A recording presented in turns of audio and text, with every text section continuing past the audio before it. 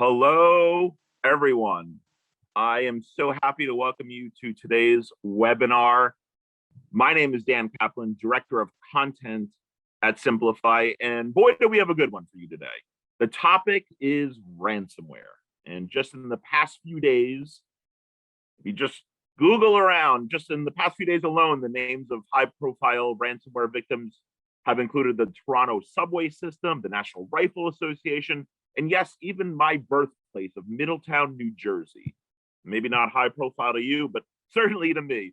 So essentially, there's no rhyme or reason to most of these attacks. Anyone and everyone is susceptible. So not surprisingly, given how insidious and prolific a threat as ransomware is, there's no shortage of content out there about what organizations like yours should be doing about it. And we know that. So that's why we sought to create something different and truly practical when we released the recently published definitive guide to ransomware response. You can find that on the Siemplify website. It was written by a pair of real-life incident responders, and our goal was to make it specifically geared toward the security operations audience. So our webinar today is going to build on that ebook and carry out really the same mission. And I'm certain because of that, you're going to walk away with an actionable nugget or two or many that you didn't have at your disposal before we started. So with that, allow me to tell you about our speaker today. His name is Jake Smith. He's team lead here at Siemplify, and he's on the security engineering team, and he's well experienced in the SOC as well. So prior to coming here, he held information security manager and security analyst roles at Marriott, the University of Pittsburgh Medical Center, and First Energy. So he knows exactly what it's like to be in the trenches dealing with ransomware. So he's a wealth of knowledge and storytelling. Buckle up, you're going to enjoy the next 30 minutes or so. Before we begin, and I bring on Jake, I want to let everyone know that today's session is going to be recorded. So if you miss anything, if your boss bothers you, your manager bothers you in the middle of it, no problem. You can always come back and rewatch it at your convenience. And because we like to keep things interactive and avoid death by PowerPoint, we're going to have a Q&A at the end. We're going to keep it interactive. And so feel free to use the Zoom control panel at the bottom of your screen to ask any questions. And we will get to those all at the end. So Jake, with that, sir, take it away. And thanks for being here today. Yeah, absolutely. Thanks so much for that that great introduction, Dan. Thank you so much. And thank you so much for everyone that was able to make it. Both Siemplifiers, current customers. If you're not a customer, that's fine too. Hopefully you could take away some information today that maybe you didn't find out on Google or the intertubes. So hopefully you find something informative today that we have to provide. And again, thanks for joining, and let's get right into it. So first of all, let's go over the agenda. So today we're going to talk about a little bit of the history, the evolution, and a couple of the high-profile ransomware threats from previous as well as current. Okay, and then we're going to go into ransomware stories from the SOC, a couple of my experiences, and kind of a scarier story that my wife, who's a registered nurse, experienced as well during her daily job. So kind of a introspective look at someone that has no idea anything about really the security challenges that we face. So we'll get into that as well. And then we'll go into handling the ransomware incident lifecycle, some tips, some tricks. And honestly, to be quite honest, when I talked about this before, I'm looking for some feedback from those of you that are participating in the Siemplify community as well. I think what's great about this community of InfoSec is that we share information with each other, and therefore we prevent and protect and really enhance our abilities as security professionals to handle the risks that we face and reduce the impact. Okay, and then we're going to get into tips for ransomware prevention, which we just kind of talked about, and then we're just going to talk briefly about how SOAR can help alleviate some of those maybe, I guess, more difficult issues to face, and some reduction of MTTRs and dwell times and things of that nature. So we'll get right into it. Okay. So let's talk about the history and evolution of some ransomware threats that we've seen in the past. So just kind of baselining this back to around 1989 is when the first AIDS Trojan was observed. Very unprofessional language used when you were a victim. So not necessarily a great business model for ransomware specifically. And this is prior to ransomware even being called ransomware, right? This is more of a Trojan malware specific, right? And in this particular, what's kind of funny about this, and I kind of laughed as I was, thinking about it, is, the verbiage isn't too professional. There's not really a business model around it, and there was no such thing as Bitcoin in that time. And as I was looking through the actual display screen when you become a victim of this particular ransomware, it's basically gives you a PO box in Panama, and it's like, good luck, send $189. And I was just thinking about the time that it takes for the money to actually get to Panama from wherever you are in the world. That MTTR is probably astronomical, right? So I just kind of thought to myself, like, man, it's crazy that how things have progressed. And speaking of progression and evolution, now if we fast forward to 2016, we're seeing every variant possible, right? And we have three different types of ransomware out there today. We have your cryptos, which is targeting the cryptographic functions there to basically encrypt your data and ask for money in return. And then they're going to extort you, right? And then you also have your lock or your locky type ransomwares or your strains, where they're going to lock the screen, not necessarily encrypting the data, but still nonetheless extorting you, asking you for Bitcoin. And then finally, you have your scareware tactic, a little less effective, especially when you have a very resilient team and or employees for the network and infrastructure that you're defending. So here you can see Tesla Crypt is most notorious here. Tesla Crypt is pretty interesting also in itself, just in the fact that they were targeting mostly gamers, which in my opinion probably encapsulates maybe 90% of the InfoSec community. But it's pretty interesting. They asked for $500 right out of the gate for the decryption key, and then eventually they just released the decryption key here over the Tor network. And what was interesting about this one specifically is they're exploiting an Adobe Flash vulnerability, and that was their method. But it's no surprise to us, right? Like, Adobe has probably thousands of vulnerabilities, so this particular attack surface and or vector was pretty easy for them to exploit.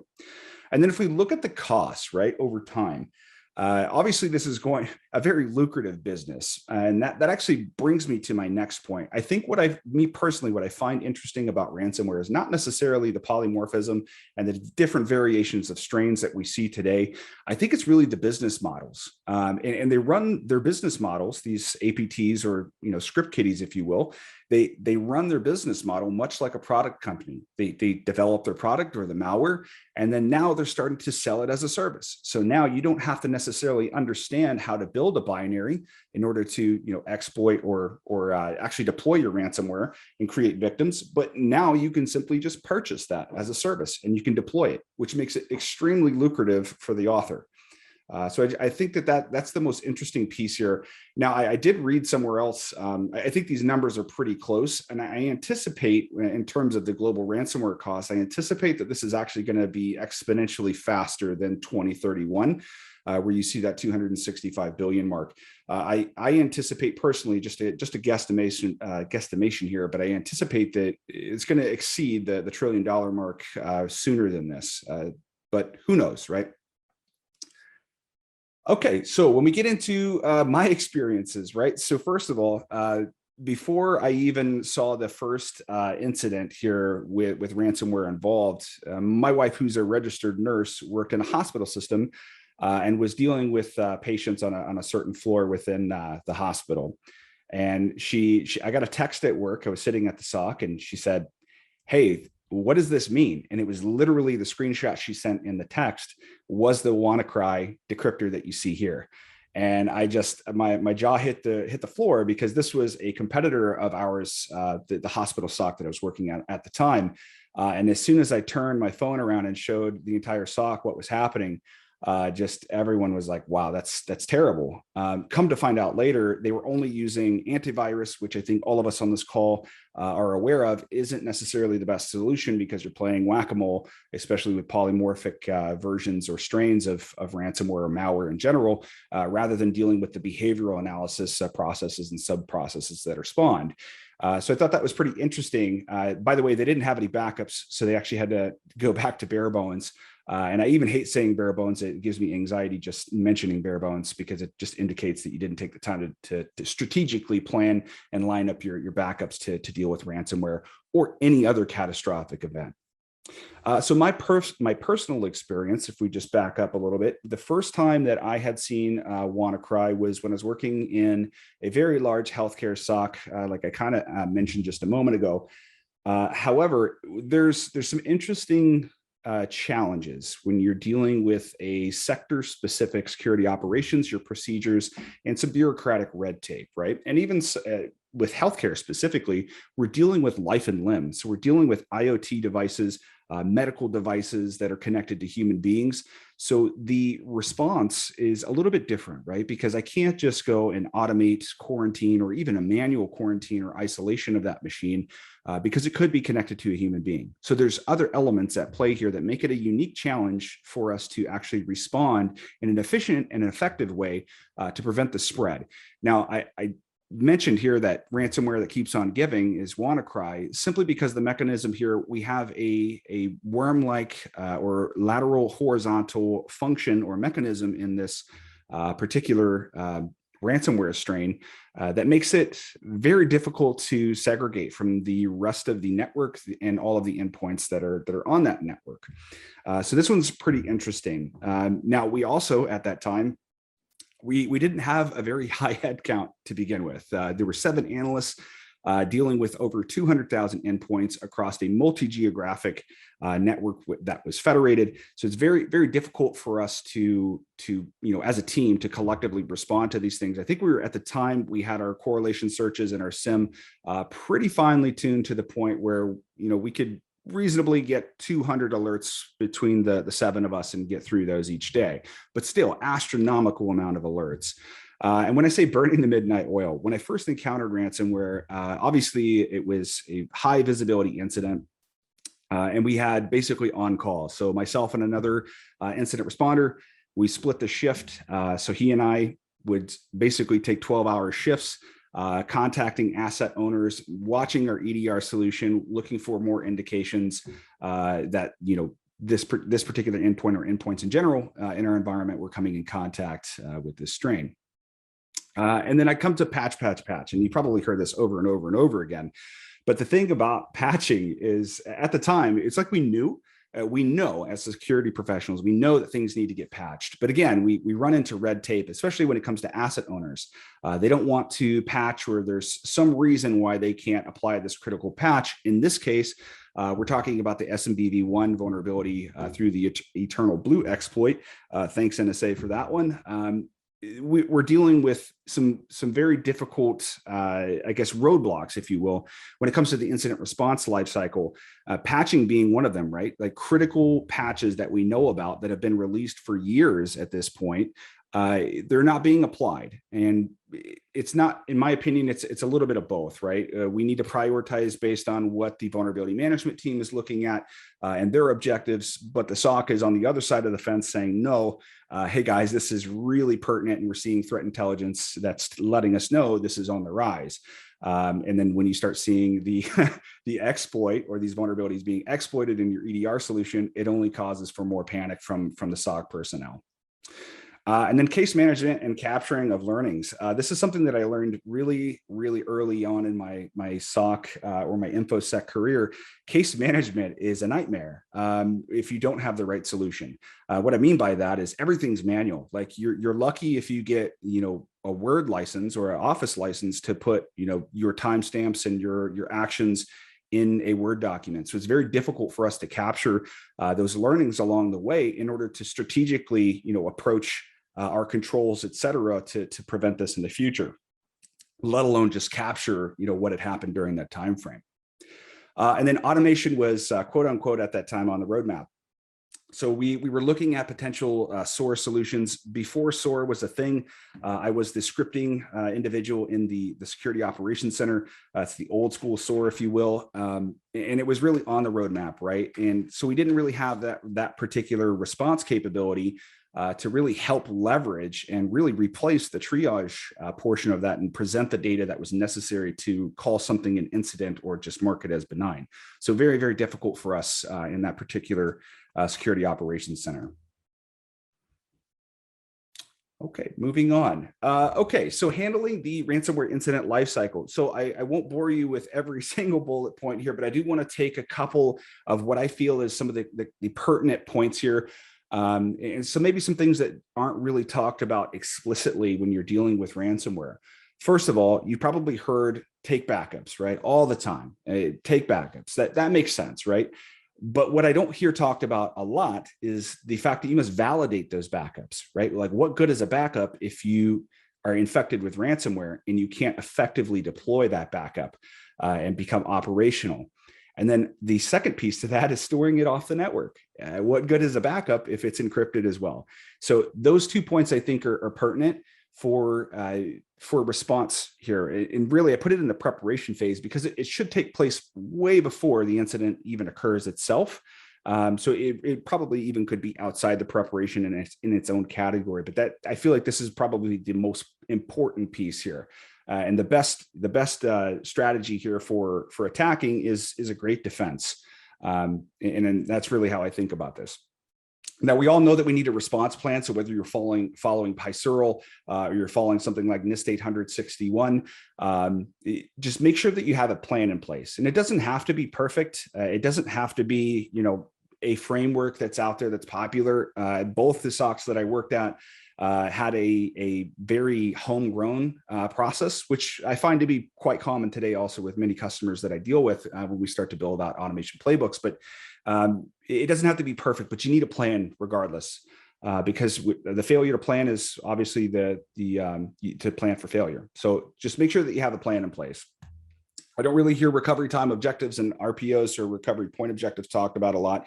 But if you think about this just in a very abstract way, we're really dealing with business continuity and also disaster recovery, because we're ultimately dealing with a situation here where it's going to impact at some point, some shape or form, business critical applications, right? And that's going to impact the business side of the house, revenue, et cetera.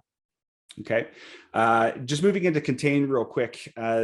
Containment, really, I put contain. Usually investigate comes before contain, just depending on what framework you're working with. But in this particular case, I actually swapped them because I feel like it's more pertinent, right? Because we need to contain those machines that were initially infected. It needs to be the primary objective, in my opinion. Right? We need to contain that, make sure it's not spreading, especially when we're dealing with laterally moving ransomware, et cetera. And even those pieces of malware that have privilege escalation methods in them as well. So just take that into consideration. Do your investigation after you've contained. That way you're not prolonging the investigation or increasing the work that you have to do later on. The other thing that I don't really hear a lot about, and it's just kind of an idea, right? We all have network shares. And if you think about like the crypto or even Locky, but mostly crypto, right? The primary objective there is to encrypt files. And a network share seems to be a treasure trove, right, of files. And so it seems necessary to start identifying those critical network shares and just isolate them. Just reduce the impact. And we'll get into that in just a moment about the reduction of impact, but just think about that. Just a tip there. Threat intelligence is your friend as well. I feel like this particular topic, and it can be automated also, right? I feel like threat intelligence doesn't get the fame or the glory that it necessarily deserves, because you can preemptively plan for these TTPs, identify them, understand strains based on what's shared with you, understand little tricks and tips, like if there's a trigger there, that's an outbound C2 call, as an example, with WannaCry. So it's like Marcus Hutchins, by the way, shout out to Marcus Hutchins that, actually registered that domain for WannaCry and basically saved the internet. So there's little things in these pieces of ransomware that maybe aren't immediately apparent if you don't have a reverse engineer on staff, which most of us don't. We can barely afford to get the headcount that we need to respond to everyday alerts. So just use threat intelligence to your advantage. Okay. Now, retroactively searching, I think we all know about this, right? Like, we need to also determine the impact. Like, if some of our controls, like EDR as an example, aren't responding, if that control fails, make sure you're running those searches proactively on any observables or indicators of compromise. that were associated that you found. Your sandbox is going to give you a lot of great information there if you have access to the file that was attempted to be detonated. Also, your EDR solution is going to help you with this as well. Communication is ultra critical here at the beginning, throughout, and the end of the actual incident itself. And I also put in parentheses here some of those key stakeholders. So not just asset owners, obviously the IR team here, the team that you're working with, leadership, but finally legal, right? Legal is going to be involved here at some level, because we need to understand what boundaries do we need to stay within, what can or what can we not do legally. So I just wanted to add that in there as well. And when we start talking about the recovery here, once we've isolated these networks and these devices, we need to prioritize the business critical applications and infrastructure. This is what keeps us as security professionals employed, right? If we're impacting the actual mechanism that's paying us money as a business, obviously that's a problem. So if we prioritize that during our recovery efforts, whether it's backups and or just unisolating the machines, make sure you're prioritizing those business critical applications.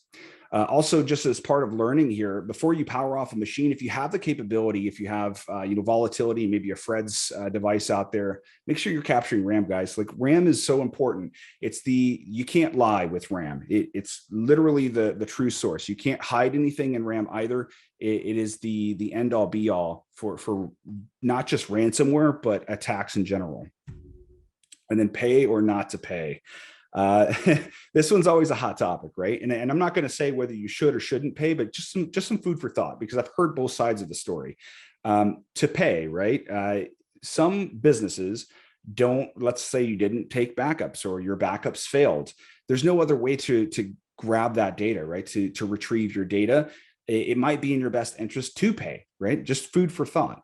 Now, some people would argue, oh, well, it's not guaranteed that you're going to get the decryption key. Well, yes, but that doesn't make it very, it's not incentivized at that point for attackers to keep deploying this. Why would they keep deploying if they're, people are going to understand, especially through threat intelligence, hey, don't pay because you're not going to get your key. So it's not lucrative for them to not give you the key. Has it happened in the past? Absolutely. But it's ultimately up to you and your circumstances as an organization whether or not you're going to pay.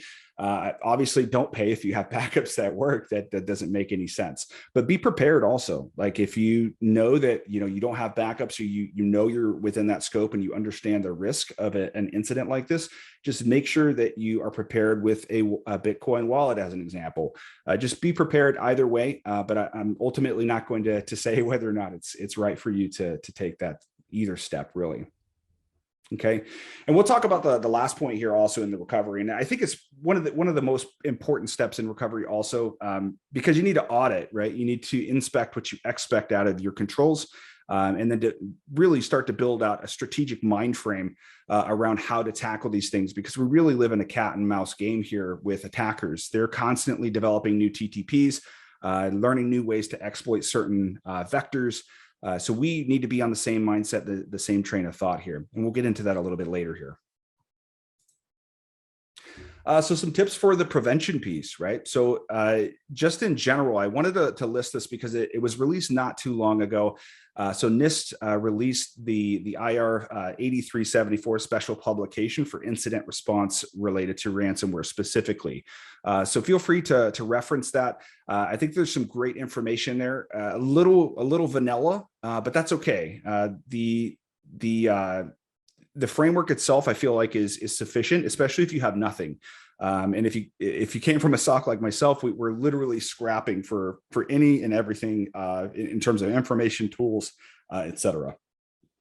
Prioritize vulnerability management. I kind of talked about this before, but it's ultra critical, right? Like, outside of misconfiguration and users clicking links and emails, really password reuse across the World Wide Web and vulnerabilities are really the largest risk that I can think of or quantify in my mind that's going to present a very large attack surface for attackers, right? So make sure you're prioritizing vulnerability management. The thing about this too is use threat intelligence. There's plenty of threat intelligence sources out there geared towards specifically vulnerabilities. And then also make sure you're automating, which we'll get into in just a moment, make sure you're automating the lookups of certain publicly available exploits as well. So not just the, hey, does this vulnerability exist, but hey, does the public know how to exploit this vulnerability? So just some food for thought there. Application whitelisting. This one's a big one, right? So it's actually the inverse. So we don't want to implicitly allow every binary that's executed in our environment just to run, right? Let that process and sub-processes run. We need to have a very explicit list here that says, yes, outlook.exe can run, like that one's good. And just work down the line here and have a process in place to approve new binaries that your users in your environment wish to execute. Now, they're not going to like you very much because they want to run, LimeWire on your network, or they want to plug in their crypto miner. But guess what? It's a huge risk to the organization, and it's a really great way to reduce that risk by application whitelisting. Isolation technology like sandboxing, virtualized apps and EDRs and thin clients. So this is really pertinent, especially when you get into reducing your response times and reducing the dwell times here. So when you start coupling this with automation as an example, now you can automatically do that. If you have the risk tolerance to do so, you can start automatically isolating those machines. Now, most organizations aren't going to do that just simply because there's either some sort of regulation or, like I previously mentioned, there's a human attached at the other end of that device. So it's probably not going to happen for most organizations, but just the access from a manual perspective is a huge leg up, right? And then and this is no surprise to anyone here, implementation of a vigorous phishing awareness program. So I don't think that this is going to go away anytime soon, right? The human is still the weakest link in our risk chain here, right? Not to bash enterprise users, but a lot of them just simply don't understand. And to be quite frank, some of the emails that are sent today are very advanced. So just generic, robust training, and test that training too. Send out test emails. Make sure that you're capturing those individuals that need a little extra help on understanding what a phishing email looks like or what spam emails look like, but also put some controls in place as well, right? Like, don't just leave it up to the end user to make those decisions. Make sure your email gateway and those technologies are functioning and those controls are put in place. So the mitigation piece, right? So know your attack surface. Now we have, access control, antivirus. Again, I probably wouldn't use just antivirus, probably go with EDR in this case. Again, you're going to be playing whack-a-mole with fingerprinting or the hashes to those binaries, which you only need to change a bit in order to change that hash. So probably not the best solution, but nonetheless, more about knowing your attack surface. MITRE ATT&CK, I think, is a really great way to capture TTPs that you see specific to your org. Traditionally, that you'd see the capturing or quantification of these TTPs inside of something like a threat intelligence platform. In this particular case, if you take it in the context or the scope of your individual organization, now you're relating or you're capturing those learnings, the TTPs that were utilized in each incident or alert, and you're quantifying that. Now you have a mechanism by which you can audit those controls and you can start getting into emulation, et cetera. But just know where your vulnerabilities, not explicitly vulnerabilities, but where your weaknesses reside. Okay. Now, blasting or reduce the blast radius here. The blast radius, what we really mean by that is really how far the impact can spread within your organization. So we're not just talking about endpoint to endpoint or server to endpoint, really networks as well, not just the individual, the endpoint itself. But if you start segmenting firewalls as well, it's going to make it a lot more difficult for that ransomware to navigate through your network here. And then finally, pre-encryption. So there's a lot of really cool studies out there on pre-encryption. So if you were to pre-encrypt critical files right now, this may not be applicable for every individual file or network share. And you can see we have it tiered out here, but pre-encryption, when the crypto specific variations or strains of ransomware, when they traverse your network looking for files to encrypt, they actually are going to look over the pre-encrypted data. They're not going to target it. So it's a nice way to put a nice little control there, a little trick to make the ransomware skip over those particular files. The caveat to that, however, is you need to segregate the keys from the encrypted data, because if the ransomware can grab the keys, you're going to be in some trouble, right? So just some strategies here on the mitigation side, open to some more. Also, those of you that have access to the Siemplify community, really looking for some feedback on what you guys see currently as well. So happy to learn from you guys as well. And that brings us to MITRE ATT&CK, kind of led you up to this point, and also some emulation strategy. So here are the top TTPs that we found used by Conti, Darkside, Ryuk, Maze, etc. as of 2020. And shout out to George over at Scythe. They're an emulation company, Scythe, so they do a lot of threat research on what they see from an emulation perspective and actually execute these attacks in their console. Also, you could also use something like Atomic as well. There are a bunch of emulation software out there, but really what's really cool about this, I feel, is now we have these top TTPs used by most observed ransomware in the wild right now. And so now we can go emulate these TTPs or these attacks. And if you have a red team out there, maybe a purple team out there, now you can start to test the controls around this, right? Now you can actually go and push the limits.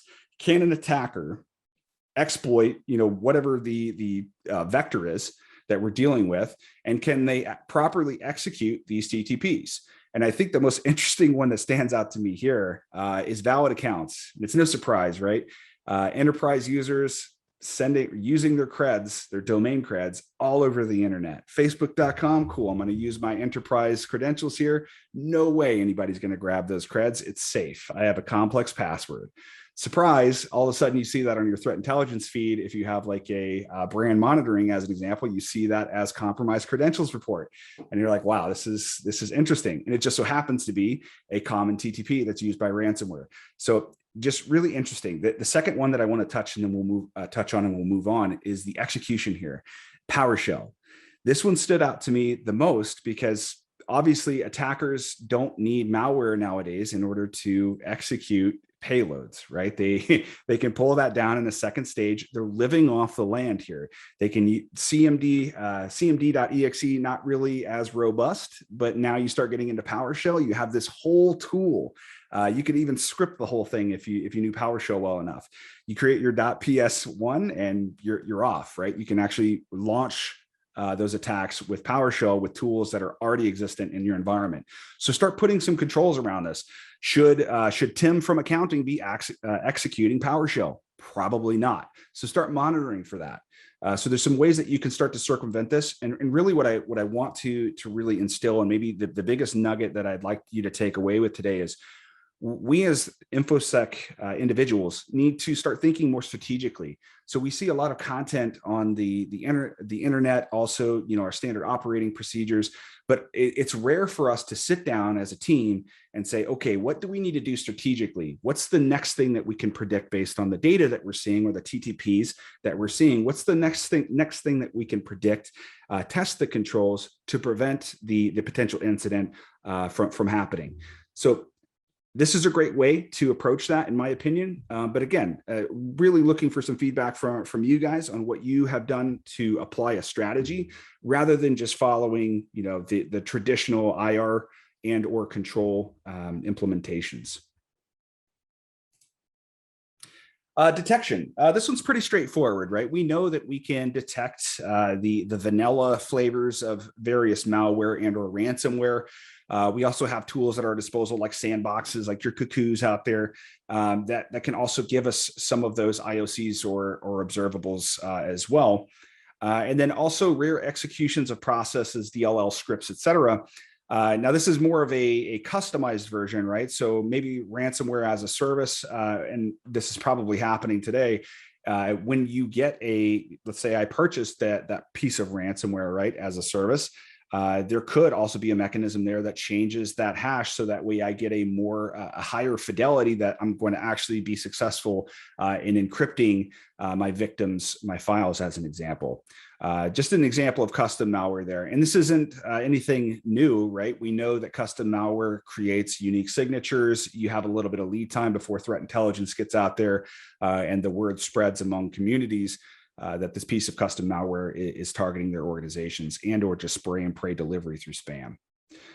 Context mix matches used from unfamiliar locations, impossible travel. I think this one's great. And honestly, I think this one's a really great use case for those remote workers. And I found this out while working at the second SOC as well. Our team lead at the time contacted the local ISP, which shall not be named. They don't by default block RDP to your public address that's assigned to you if you purchase that, which is interesting, right? Because now it's up to you, unless you have some sort of device or some sort of local firewall policy through Intune, as an example. You're really putting those individual users at risk because a lot of them don't understand what a local firewall is and can't block that service and or the standard port for it. So very interesting vector. And then once you couple that also with the account or the compromised credentials that you find out there, it's pretty easy for an attacker to get into an organization. And honestly, I think it's pretty interesting from the perspective of a security professional as well, because you lose visibility on that unless you have an EDR that's cloud-based and you can access that information. But that's assuming also that the agent on that device can actually reach the cloud and report in. So it's an interesting and unique challenge. But impossible travel, I think, is one of the largest use cases here that's going to be effective for you for understanding or potential risks to your organization, because it's obviously impossible for Tim over in accounting to log in from Pittsburgh, Pennsylvania, and then all of a sudden access the network through Tel Aviv, Israel. So very interesting use case. Take a look at that some more if you'd like, and I think it's going to be effective for you. Okay, so talking about SOAR and ransomware, right? Like how does SOAR help here? And I think the answer is a little obvious, but I just want to kind of walk through a couple different ways that we can help here. Obviously, time savings. So a lot of us, like I mentioned before, are dealing with a situation where we don't have a lot of headcount, we don't have a lot of analysts, and as time progresses, threats increase and exponentiate. We're also running into the problem where there's a skills gap here in our industry. So it's becoming increasingly more difficult to keep up with the threats. This is where automation steps in, right? Not just from a workflow perspective, but also case management. So as I mentioned before, working out of a Word doc is extremely painful, and I don't wish that evil on anyone.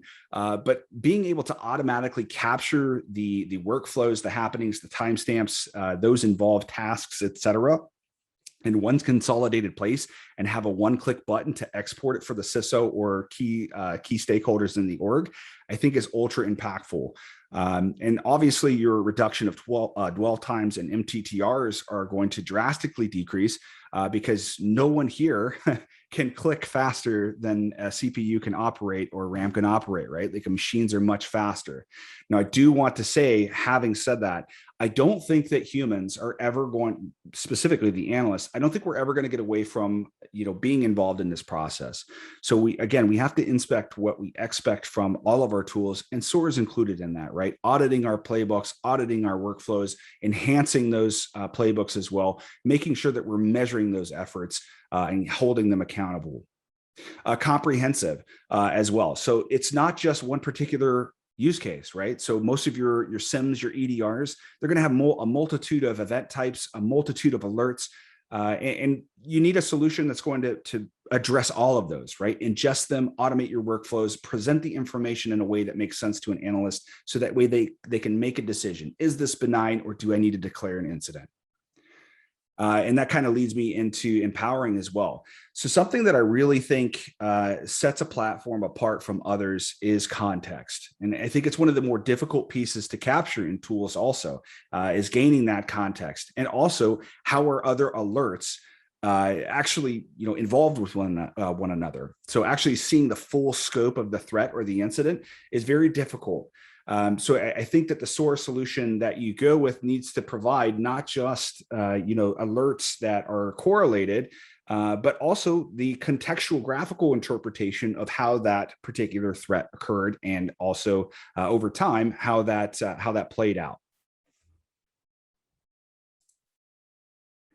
And I know I've talked about this quite a bit, but something that I'm super proud of here at Siemplify is that we have this really robust community. We have obviously tons of resources here for not just the individual incident responders or your vulnerability management teams, but also key stakeholders as well. So your KPI, KRI metrics reporting, just generic information, even what we're talking about today, whether it's ransomware, malware, really whatever threat that you're dealing with, just a place to talk about it, how to automate it. Some really great discussions have come about within the community, and I'm really proud of this. I highly encourage you. It doesn't cost you anything to sign up for community and get that additional context and information. So please, if you feel like you are interested in getting some more information on us and or just some generic use cases and how we apply there, please check us out. Happy to have you. So with that, that brings us to Q&A. Please, ask me any questions that you have. Happy to kick that off. Cyrus, I see you have a question as well, or actually just a comment. Yeah, LimeWire is not still a thing, but I think I'm showing my age here. I am a silver fox, if you will. But yeah, no longer a thing that I'm aware of, but it used to be a thing. Crypto miners is probably the more common use case. Jake, thanks for that great presentation. Yeah, what about Napster? Also not a thing anymore. Yeah. Okay. All right. So yeah, we have a few minutes left for some questions to come in. So keep them coming in. A couple of things did come through.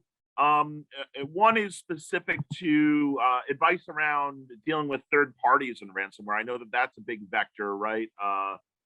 In terms of kind of some of the risks that your third party partners can certainly offer to your organization. And then when it comes to ransomware, that's sort of an inroad into your company. So anything there, Jake, that you could speak to?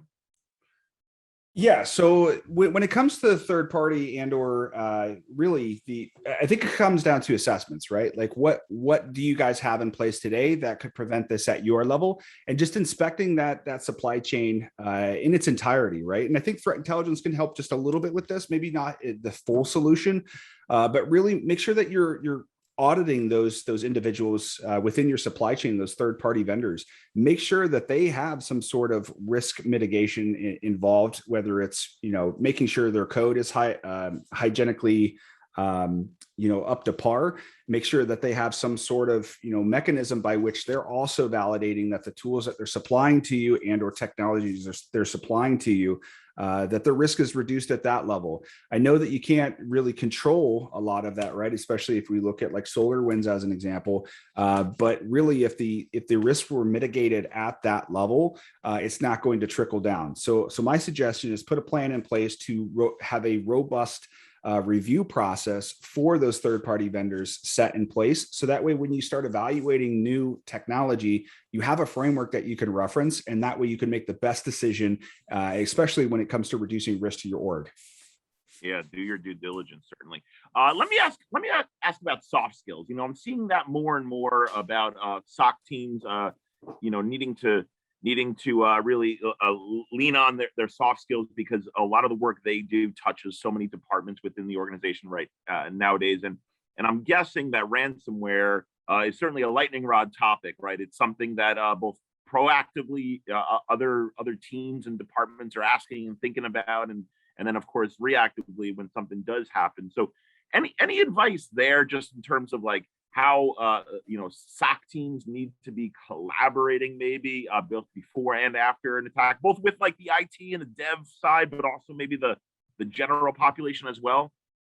Yeah, absolutely. So this is a topic that I personally, I've said it again, I've said it before and I'll say it again. Communication is a very near and dear topic for me, because you're not going to be as effective and or efficient if you're not communicating, and soft skills is in that realm, right? Like how effectively you communicate over email, over Slack, can also impact how long the incident actually the MTTR takes for that incident if you're not effectively communicating. Communicating externally also is a big deal. I think that soft skills are one of the larger overlooked skills when it comes to analysts and or infosec professionals.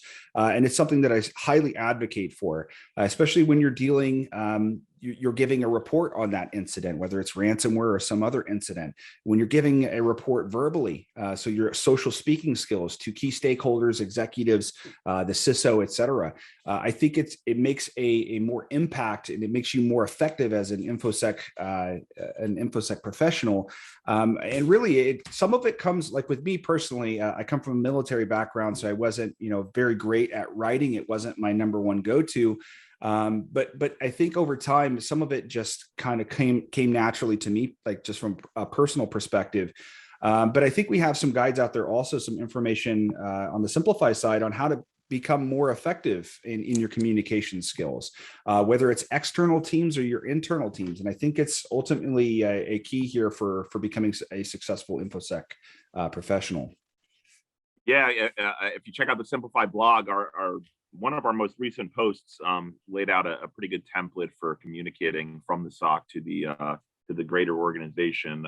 So yeah, Jake, good call there to remind me to mention that. All right, yeah, no, excellent stuff there. All right, let's finish up here with one final question, looking toward the future. And it seems like ransomware is not going away; it's getting worse by the day, et cetera. But there are bright lights that I'm seeing out there. Ransomware groups. I think Dark Matter, the ransomware group, was announced that it was shutting down operations due to law enforcement heat. You're seeing efforts by the industry to really come together on things. I saw a security engineer, and we actually mentioned this in the ebook that I mentioned, the Definitive Guide to Ransomware Response, where he basically made a call to arms to have the community come together to compile a list of vulnerabilities that are most commonly used for initial access by ransomware groups. So it's great for SOC teams to have access to that sort of thing. So I'm going to ask you, Jake, put you on the spot, maybe to look a little bit toward the future here and what you might expect to see, how ransomware might evolve, and any opportunity, obviously, to get ahead of what's coming next is always something that I'm sure our listeners want to be doing. So anything of how you see this evolving, or kind of more of the same? Yeah, so I kind of indicated that a little bit during the presentation, but ransomware as a service is gaining a foothold, and what that means for us is really for attackers is the ability to scale. Because now they're not having to execute and manage all of those victims and their ransomware payments, et cetera. Now they can sell that as a service. And now all they have to do is just, anybody can go purchase that as a service and launch it. So I think we're going to see an exponentially high amount of incidents for those organizations that aren't necessarily being as proactive as they should be. And just some advice on how to actually stay proactive. Make sure you have your threat intelligence, but even more than that, make sure you're automating it, right? Like, give some time back to the analyst to focus on actually looking at controls, building strategies, and take time away from the stuff that's easy, right? Like automating, patching at a certain schedule isn't necessarily impossible, nor is the prioritization of those patches. So make sure that you're automating and just stay ahead of the curve. Think strategically. Yeah, and if you're, there's so many targets out there that if you appear to be slightly more guarded, maybe these groups will pass on and look to the next victim. So that will save you, at least for that day. All right, Jake, this was awesome, excellent advice. Thank you so much. Thank you to our audience listening. This will be available on demand. We'll send you out an email. We'll also share the link to the aforementioned ransomware definitive guide that a lot of this content was extracted from and in conjunction with. So we'll get that out to you as well. And I guess stay safe out there, right, Jake? I mean, that's all you can say with when we're talking about ransomware. You never know what tomorrow brings. Stay safe, guys. All right, everyone. Talk to you soon.